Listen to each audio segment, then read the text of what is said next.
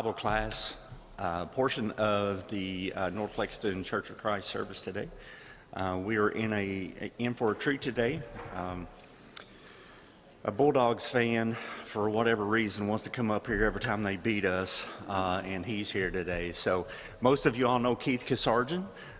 We are blessed to have him do both our sermon and our class today. So without further ado, Keith. Good morning. Man, are y'all frozen? You are, yeah, me too. Good morning. It's always good to be here with you at North Lexington, and I'm happy that I have the opportunity to have this time this morning.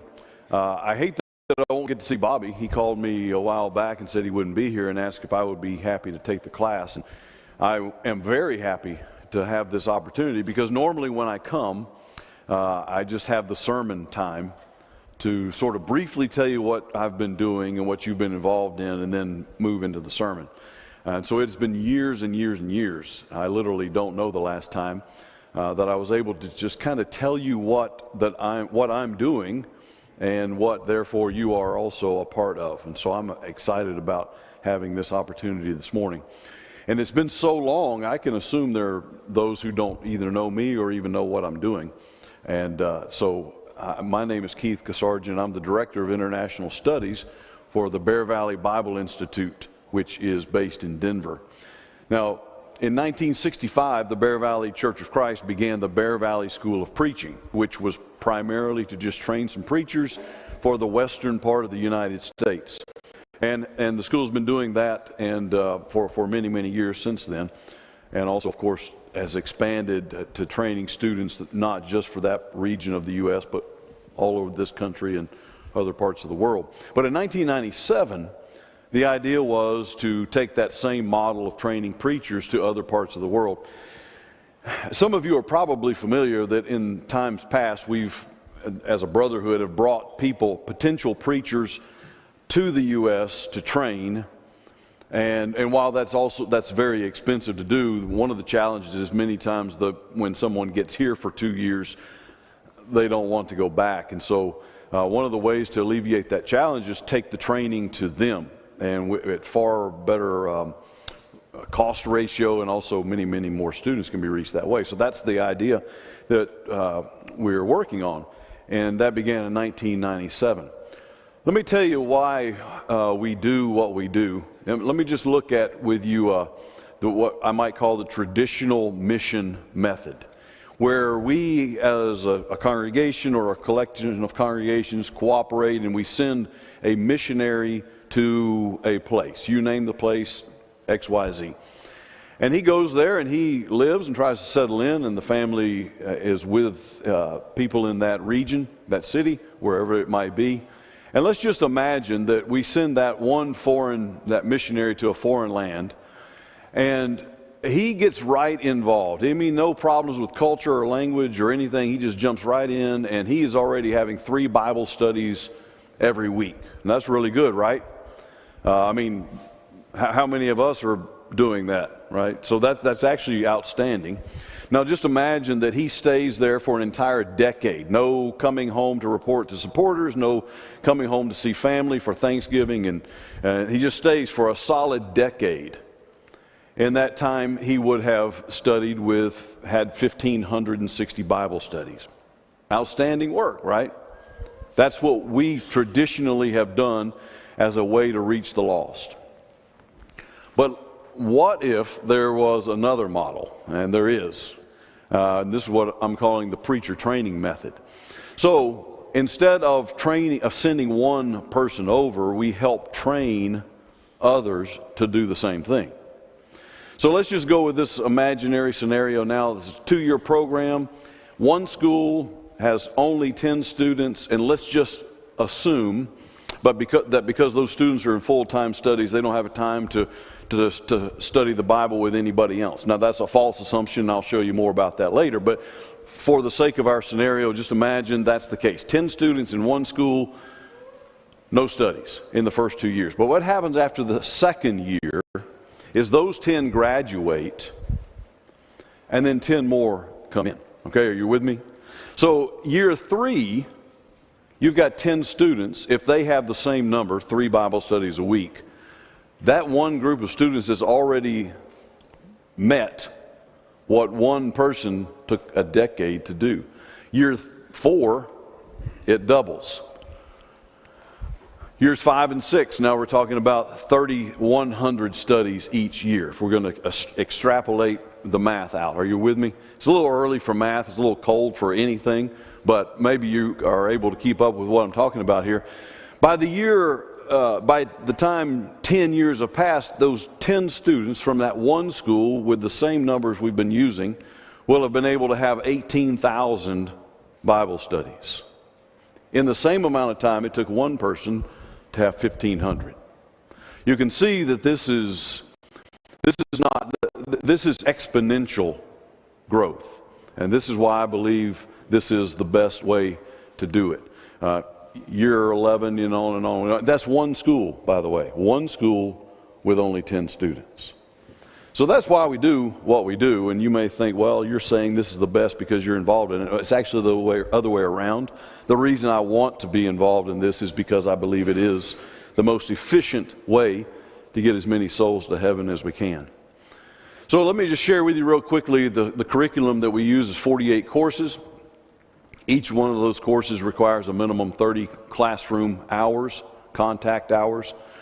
Which means in the course of their studies, it'll be 1,440 plus whatever hours in the classroom. As most of you who have been to college know, every hour in the classroom is probably only about half of the time it takes. You're probably going to spend at least another hour outside of the classroom in studying and preparing and writing and reading. So let's just assume 1,500 outside the classroom. In those 2 years, they're going to have spent almost 3,000 hours in preparation. Additionally, every school and every student is part of the program that's not included in the curriculum, or not one of the courses, is just practical evangelism evangelism experience where they go on campaigns or they send students out to preach somewhere, things like that. All right, that's the curriculum. It's a little bit small to read, and it's not really meant for you to really try to read, but just give you an idea of what it is they're doing. This is not, it's not Sunday school, and it's not supposed to be. This is college level preacher training as if you went to school in one of our preacher training schools in this country. So they're studying these things, and it's making a big difference around the world. Let me tell you about some of the growth that you've been involved in, because we've been working together since 2014, I believe it is. And just look at some of the growth that has happened since then. Back then there were 17 schools. At the end of last year, there were 48 schools. In 2014, there were schools in 14 countries. Now there are, at the end of last year, 28. The student body has tripled, as you can see. And this is the big one, this is the one I'm most happy about, is these students are involved in evangelism all during the year. I said it's a false assumption to think that because they're full-time students they can't be evangelistic. You can see there that that's not the case at all. They are indeed evangelistic, and they're in some of the most fertile soil in all the world. So in the years 2017 through 21, a five-year period, the students, while they are enrolled, now these are not numbers that we can keep up with graduates, that's too many graduates by now. These are current students, while they're in school, have restored 124 churches around the world. Let me explain what I mean by restored, because it can be a variety of things. It could be churches that had really left the sound paths of doctrine and gotten off into some things that are not biblical. And students or teachers go and they work with them and study with them and preach to them and get them back on the right path. It could be churches that have completely died. Maybe they have no preacher, and so the church has just completely died, and they go in, begin preaching for them and studying with them and reviving them. And then there are times when it's a church that is sort of a man-made church, and but they want to know more, and when they know more, they more fully obey. One example of this happened a couple of years ago in Abuja, Nigeria. Abuja is a big city, and it's the capital of Nigeria. And our students went out just on a Saturday just to do some evangelism. They had flyers and material, and they were talking to people. One of the students began talking to this man who was the pastor of a church of some sort. And this man was curious, and they began talking about the Bible, and they began discussing things, and then the man wanted to know more, and so they arranged a time to study further, and so they studied further. And this man was so convinced that these people are onto something, he invited one of our teachers to come preach to his church. And after a period of time of teaching and preaching and helping people learn more fully, by last count I heard, 125 of them were baptized into Christ. They changed the sign on the church building, and they're now worshiping according to the New Testament pattern. Isn't that amazing? So these are the kinds of things that they are involved in. 369 new congregations have been started around the world in those 5 years. And then also, in those 5 years, 17,082 people have been baptized by Bear Valley students or teachers who are enrolled in schools. And so this is what it's all about, right? It really isn't about schools or even preachers. It's about souls. So this is why I think that what we're doing is a really good way to get people into heaven. Is there a clock somewhere? Anywhere? I'm just, because I can just talk, but I don't want to, like, am I supposed to stop at quarter after? You'll get a bell at 10 after, and you've got 5 minutes. So I only have a 5-minute warning? Yes. Okay. All right. I will try to budget accordingly. Because I would like to get done in time to leave time if you have questions, anything more you want to know. All right, so let's talk about some current numbers. The numbers I showed you before were for at the end of last year, but this has been a really good year, a really productive, busy year. And so the current numbers look different. You remember at the end of 21, there were 48 schools. There are currently 59 schools. I'll tell you something interesting about this is that 2 of those, so that's an addition of 11 schools. 2 of those schools were schools that were already existing, but felt like if they could partner with us, they'd do a better job. One of the schools reached out and said, we want you to help us raise the bar. So, and that takes a little challenge trying to merge 2 curriculums and systems and programs, but we've been able to work through those. And so 2 have asked to be brought into the family, if you will, and then another 9 have begun from scratch just this year. Now, still in 28 countries next year, or in January, number 29 will be added to that.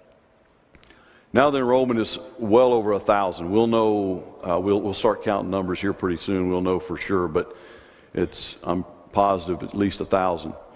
And so let's talk about some new school development. One of the first things I was charged to do when I was asked to be the assistant director was to be in charge of new school development, and there were 14 schools. So from school number 15 on, I've been involved, and I've learned a few things, as you might expect, since then. But I still love it. This is my favorite part. I'm still in charge of new school development, even though I now have an assistant director finally. But I really enjoy developing new schools. And I'll share with you some of the new development from this year. All right, this is in a place called Jalingo, Nigeria, Taraba State. They have states also, 16 states. And Nigeria, just let me tell you real quickly, is probably the key to the entire continent of Africa in a number of ways. They have the largest population. 20% of all Africans are Nigerian. So 1 billion people on the continent, and over 200 million of those are Nigerian. So a lot of people. It also has the largest, perhaps the largest economy. They in South Africa and Egypt argue over who has the biggest economy, but it is a very important country. But as far as being receptive to Christianity, it's by far the largest country on the continent. But it also has a pretty big challenge. There's a line, sort of imaginary line, that cuts across the entire continent. That north of it is predominantly Islamic, south of it is not. And Nigeria is one of those countries that is bisected by that line, and there's a lot of problems. So let me tell you, in this Taraba State, Jalingo, when they first reached out about having a school there, I started doing my due diligence, and I quickly noticed, I already knew somewhat the layout. I noticed where it was, and I immediately recognized it being very, very close to where Boko Haram is based. Anybody know about Boko Haram? We got one. One person keeps up with the news. That's good. I'm glad we got one. Boko Haram. Did you try to raise your hand last second, Jason? Yeah. Boko Haram is a radical, militant Islamic group, and they are based in that part of Nigeria. And you can see on the map there's a city called Jos. How do I make this? Can I just do a pointer? A laser? Yeah, there's Jos. There's a really good school in Jos, not associated with us, but it's a really, really good school. But they are they are now above that line. That line has moved south, and they've even had students murdered by radical Muslims. So I saw this area, and I thought, I was very hesitant, but I began to do more due diligence. I reached out to other Nigerians, and they all insisted, no, we need a school here. There's never been a school in this state. So we moved forward. Well, I couldn't be happier about it. It actually began in January, and I was there in person. This picture was taken, I think, in August. And man, my visit there just confirmed why we do what we do. There are 10 students, which is one of the smaller student bodies, but man, those 10 are totally committed and so enthusiastic. And one of the things they told me was that this school has completely revitalized, direct quote, has completely revitalized the churches in this area. Because there are a lot of churches around, but not so many preachers. And if you have a church, congregation of 10 or 20, and you know there's not going to be anybody to preach, what do? Well, you say, well, they ought to come together anyway, but they usually don't. And you're thinking, well, why are there so many small congregations? Well, let me just imagine with you this morning, we go out to the parking lot and we remove every vehicle. Suddenly, none of you have a car, or 2 or 3 or 4. You don't have one. Now, what's the attendance at North Lexington like this morning?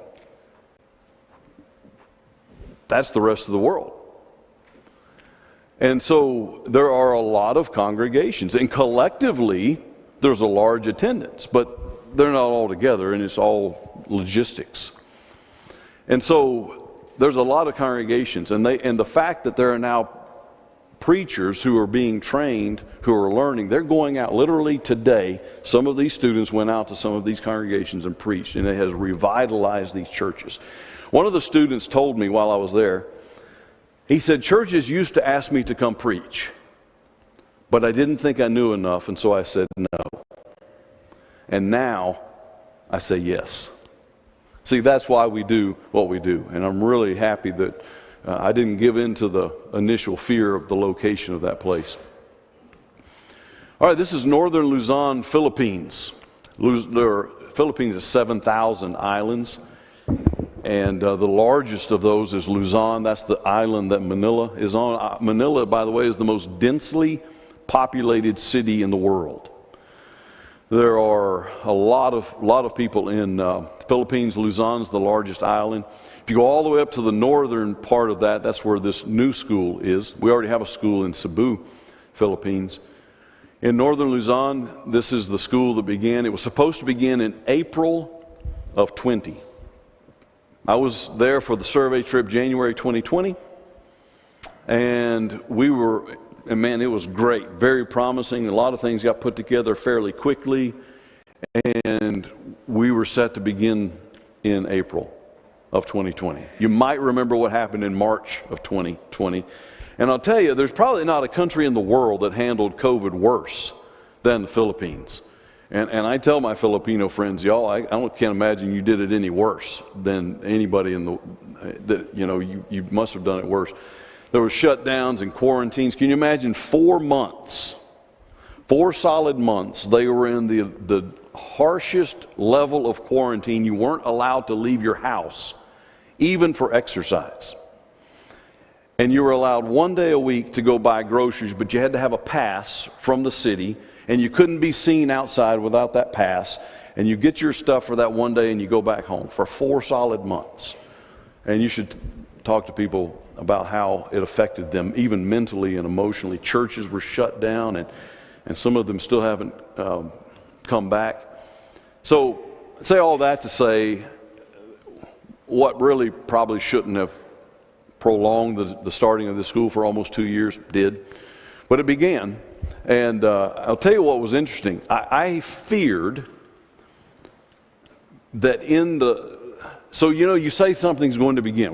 We tell the potential students, all right, starting April 20.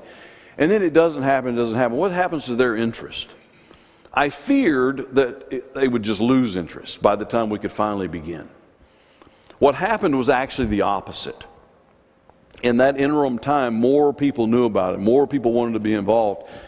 And when I met with the would-be administration, we talked about a minimum number of students necessary to make the financial obligation worthwhile.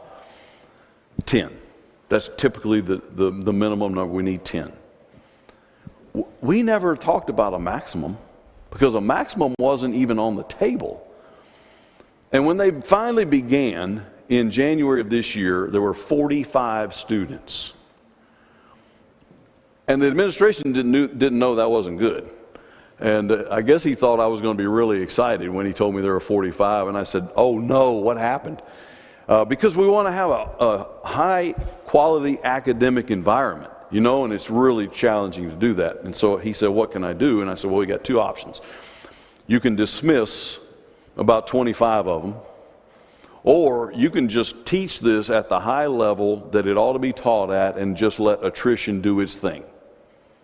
And he said, that's what I want to do. And you can see attrition did its thing.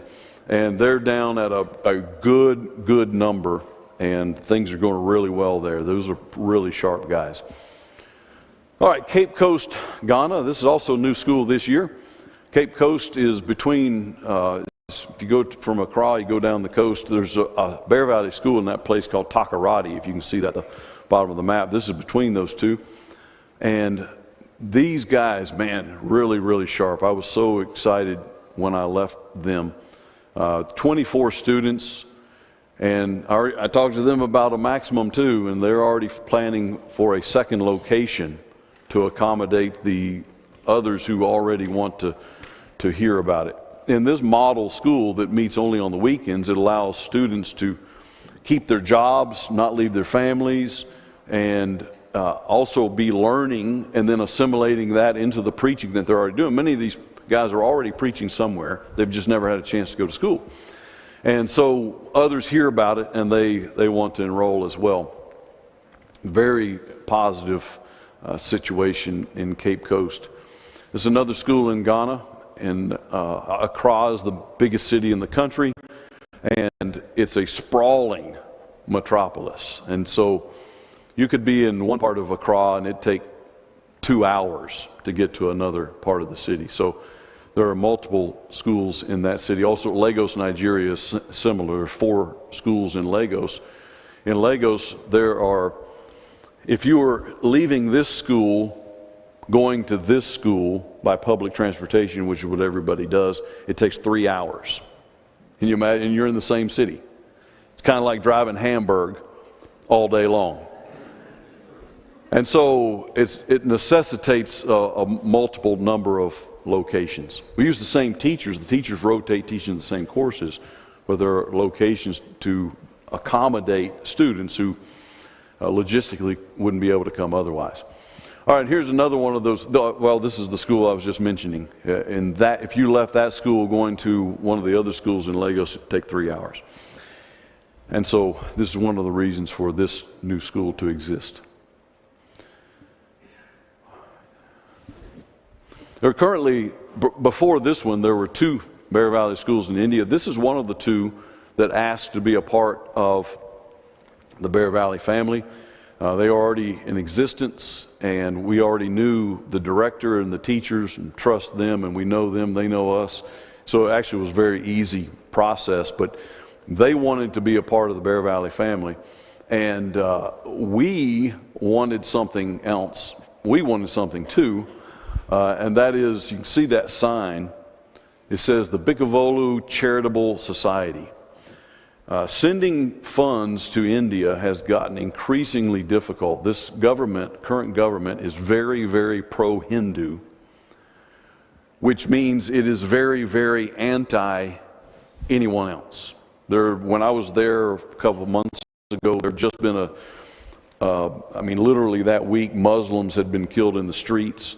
It's become a very difficult situation. So we have another school in India that we haven't been able to get funds to the director to the school, so we had to send it to the director who had to put it in. It's been a mess, been a real mess. But this Bikavolu Charitable Society is sort of, okay, y'all hear what I'm saying, a sort of legal money laundering. All right, you understand what I'm saying? They are already set up to receive funds legally. And then, so we send it to them, and then they now send it to the other school. And so it's a win-win situation. They're helping us, and we're helping them, and it's a good partnership. We think it's working. We think it's working. We hope that it will. So we're excited about this school as well, because it's a good situation, good campus, good number of students, and a good faculty. This is another new school in Nigeria, Owerri. How many people have ever heard of Owerri, Nigeria? That's what I thought. You know how many people live there? More than 1 million. More than 1 million people in Owerri, Nigeria. It's amazing because, you know, I live in Alabama, and I mean, you'd have to take our 3 biggest cities and put them together to come up with 1 million. And this is a place that barely makes the map in Nigeria, and it's 1 million. Actually, it may be more like 2 million. And this is another one of the schools that meets only on the weekends. In the middle there with the gray thing on his chin, what's that called? Something. See him. He's one of the elders there. He's also has a doctorate, and there are that's the administration, teachers, really, really high quality, highly educated guys. The one on the far right, he's going to serve as the director, though he won't teach. He's actually an acupuncturist. I didn't see that coming. The really, really high quality guys, and they've just started in October. Benin City, Nigeria. Again, where is that? Well, about 2 million people live in Benin City. And the school there, I met with them. This is the guy on the far right. His name's Solomon Usim. He is top notch. He's actually a lawyer, a trained lawyer, but he's never actually practiced law because he wanted to preach. He actually has his master's from Freed-Hardeman. He's highly qualified in every way, and he's going to help us oversee this school because he already knows how to do it. He directs a different Bear Valley school. And he met me there, and we met with these guys, and we laid out everything that needs to happen. And then they began advertising and opened the enrollment, and I'm staying in touch with the director, who is the one who is second from left, and he's telling me we have an entrance exam. You have to make at least 70 minimum on it to be enrolled, as long as you're also qualified in other ways. He said we've already had over 50 that have taken the exam. I said, whoa, wait a minute. Okay, how many made over 70? He said, well, almost all of them. I said, all right, enrollment's closed. Like we can't take any more. We had to explain that. And literally before we could even get through the first course, they had to add a second location. So half the students are meeting in one place, half meeting the other. One is studying this course, one studying that course, and then they swap on the next month. So isn't that a great problem to have? I mean, I'd rather have those kinds of problems than not enough students. But if there ever comes a time we could have more students admitted than there are those on a waiting list. I just want you to get an idea for what they're doing. For example, in this school and the others that meet on the weekends, they're getting the same curriculum, same everything, same standards. And instead of finishing in 2 years, they can finish in 4 years. But they don't have to leave a job. I mean, they have jobs, they have families, they have commitments. They can't just become full-time students. And what they are doing is giving 8 hours every Saturday to studying the Word so they can prepare themselves to preach and teach better. 8 hours every Saturday. I think that's a pretty big commitment. For 4 years, by the way. And then they're going to preach on Sunday. And by the way, guess what they're going to preach on Sunday? What they've been learning that particular month. I taught Christian Evidences in the Philippines one time in a short course, Monday through Friday. We finished on Friday. They took their final exam. They went back to their various islands. And I found out from one of the students later that, so he left on Friday, went home. On Sunday, he started a new Bible class study for the church. Guess what it was about? Christian Evidences. Isn't that great? I mean, they are immediately benefiting the entire church by what they learned in class. And so that's exciting stuff. This is a new school, and it's a new model. And frankly, we don't yet know how it's going to go. This is a school in Lilongwe, Malawi. Malawi's kind of it's landlocked in central southern Africa. And Lilongwe is the capital.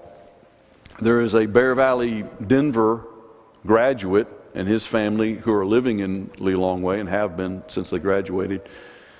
And he had this idea of having a school, a full-time residential program, but that is only for families. So that no man has to, try to have that dilemma. I want to go to school, I want to learn, but if mama ain't happy, nobody's happy. And there all the time in our full-time schools, there are guys who end up leaving pretty soon after and going back home because mama says, if you don't come home, we got problems. I got 3 kids, I got the garden, I got the whole, and so he has to go home, and he should. But what if the whole family came together? The men all studied full-time curriculum together. The ladies had some ladies' classes once or twice a day maybe. The children had classes and got to spend time with. They all go to public schools, but when they are there together, and there's housing for 10 families already there. The Creve Hall congregation in Nashville oversees this, and it just began. So we're going to see how it goes. I like the idea, and if it works, it's going to be a really, really good thing. Isn't that cool? I mean, that's a pretty good congregation right there. There's 48, I think, 48 people on campus, 9 families. All right, so let me move forward. How's my time? Yeah, I'm good. All right, upcoming Bloemfontein, South Africa. This will be starting in January. This will be the first Bear Valley School in South Africa. Really excited about that. And I got to tell you something that's ultra exciting to me, anyway, about this school is it is going to be funded by an African. That'll be the first time that's ever. We always want local partnership. We want skin in the game. There's schools where local brethren give $10 to help, or they help buy some rice or something like that. And that's great. We want skin in. Everybody needs to have skin in the game. The more commitment, the better everything's going to go. But this school is actually going to be completely funded by an African. He's one of my best friends. I've known him for many, many years, and he said, "I want to do this." And so I think that's going to set a great precedent for more and more local involvement. Manipur, India, made that survey trip this year as well. Actually, curious thing about Manipur is Manipur, India is closer to Bangkok than it is to New Delhi. It's in a part of India that doesn't look like it should belong to India. There's some good opportunities there. I was just last week, I was in Mundu, Chad, and you can't get there from here. I flew Montgomery, Atlanta, Amsterdam, Cairo, and N'Djamena, and then drove 9 hours on some of the worst roads you've ever seen. Some of these roads don't deserve to be called roads. But there are a lot of good brethren there and a good opportunity to have a full-time preacher training school there. This is a French-speaking country, and for those who speak French, there are not many preacher training school options. And we have a school in Cameroon that is French-speaking, and heretofore, half the students in that school have been from Chad. But it's going to be much more economical and going to serve more people if there's a school in their own country. They don't have to leave their country. So I just got back from there, and we're still working on putting that together, but I feel like it's probably going to happen. And then another opportunity in Bulawayo, Zimbabwe. Zimbabwe, we already have 2 schools, and this is the second largest city. And if this school begins like we think it will, there will be a Bear Valley school in the 3 largest cities in Zimbabwe. All right, that's about as fast as I can go on that. There's a lot I could say, and I left some things on the cutting room floor that I would have liked to have told you, but I wanted to leave time for you. If you have any questions or comments or observations, or you wonder clarification or anything like that. What was that? Bart? Oh, Bart. Oh, I thought you had a question. Oh, well, do you have a question? You might? Okay. I got 5 minutes, guys. Y'all, what I mean is y'all have 5 minutes. Anyone have something?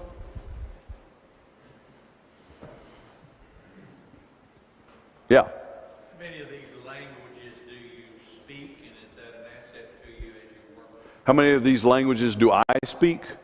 If you count Pig Latin, I can speak 2 languages. I can get by just enough to get in trouble in a few languages. You know, people they appreciate when you try.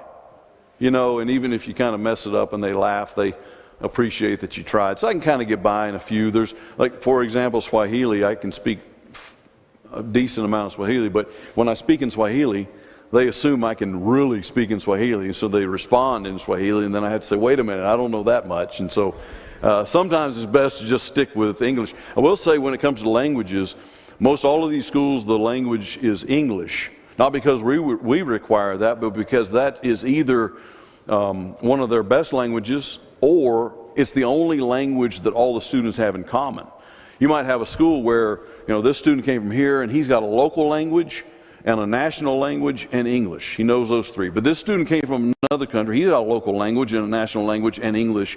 And they actually have to find a common language to be able to communicate with each other, and it's English. Ghana, for example, has 78 official languages. Can you imagine? You think about, in this country, a huge country, and we have one language, and that is one of the keys to our financial prosperity, because we can communicate with each other. Can you imagine that if you were trying to do business in Kentucky with somebody in Tennessee, you had to learn a different language? Now, I know they speak a little funny down there, but it's not totally different, right? And so the language thing is certainly a challenge, but most of the schools are teaching in English. Yes?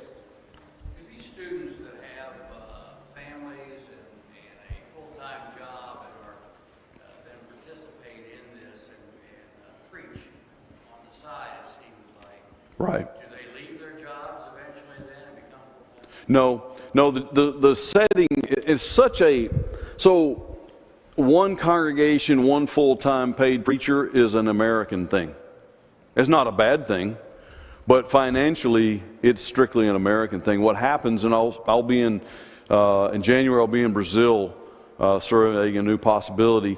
And what happens is, in the average congregation, let's say you have a 70-member congregation, you have 3 men that take turns doing the preaching. One's a banker, one's a school teacher, one's in some kind of sales. And, you know, and honestly, we don't want those guys to leave their jobs, because they are helping support the church. You take that banker, go from some salary to 0 salary because he's a full-time preacher. Now what happens to the contribution? So the one preacher, one church thing is a foreign, no pun intended, a foreign concept. And in most places in the world, it's 2 or 3 men who are sharing the preaching. Now, one of the challenges is most of them have never really been trained to preach. They're just good men who know the Bible and they love the Lord and they want to help. And so when they get a chance to really deepen their knowledge and improve their skills, they jump at it. And I think some of the best work we're doing is training those who are already in the pulpit. See, if you're in the pulpit, but you don't really know the Bible, you're also dangerous, right? And we've actually, remember one place where we were invited to start a school, they said, we've got so many churches gone off in liberalism because their preachers don't know the Bible. Please help us train people who know the Bible. You see, in this day and age of the internet, you can find anything. Now just imagine you're a banker and it's been a long week, but you're supposed to preach on Sunday. What do you do on Saturday night? Oh, here's something sounds good. I think I'll preach this tomorrow. And these things happen. And so some of the best work we're doing is training those who are already preaching anyway. Anyone else? Yeah, back in the back.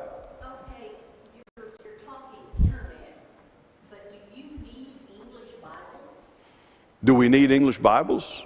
Yeah, they use English Bibles. Primarily.